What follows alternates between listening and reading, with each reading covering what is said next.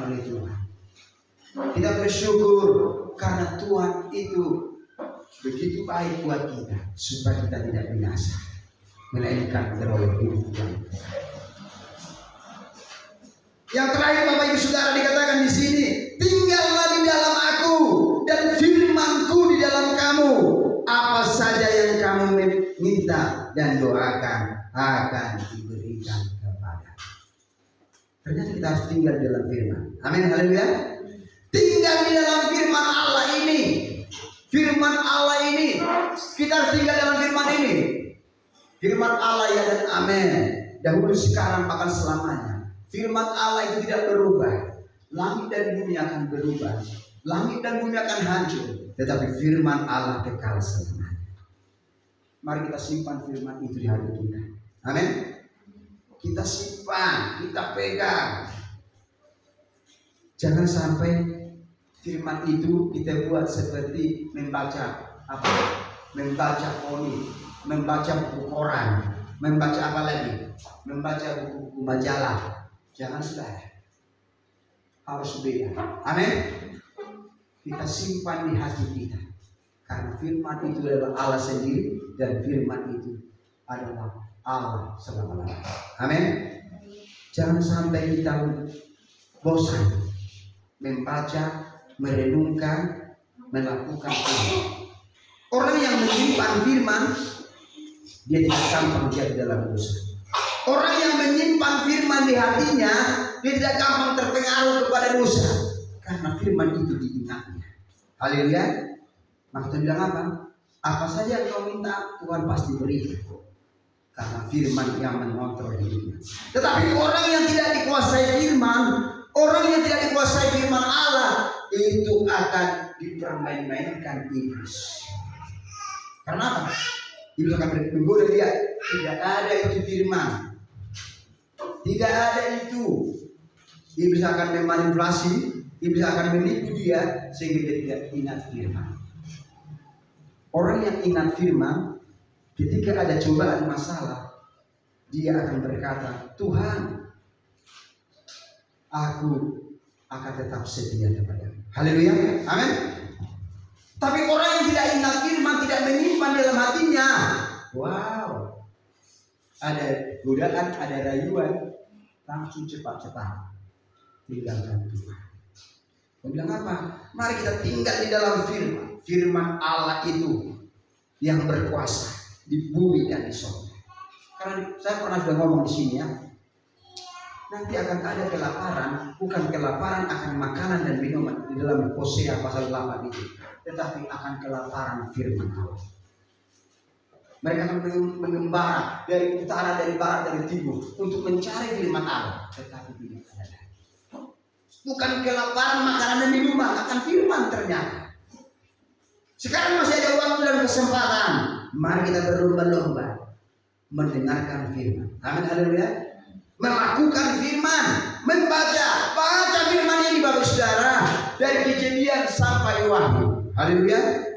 Tapi ada di sini kan, pada ketika kita beli Alkitab, ada sisi petunjuk. Sebelum kita membaca firman, mari kita berdoa. Ada kan petunjuk kecil itu, berdoa dulu. Setelah selesai berdoa, baru baca. Setelah selesai baca, renungkan. Setelah selesai baca itu, baru kita berdoa, lakukan dan bagikan firman. Amin. Itu Bapak Saudara. Jangan sampai malas baca firman. Malas, karena firman itu Allah sendiri. Mari kita Bapak Saudara yang dikasihi Tuhan, tetap tinggal di dalam firman Tuhan. Orang yang tidak tinggal dalam firman Tuhan, dia akan gampang tergoda kepada ajaran sesat. Dia akan gampang jatuh kepada pengajaran sesat. Orang yang tidak menguasai firman, tidak mengerti firman Tuhan, dia akan gampang terpengaruh dengan ajaran sesat. Contoh, saksi Yehova. Saksi Yehova apa itu dia bilang? Saksi Yehova, dia berkata bahwa Yesus bukan Tuhan.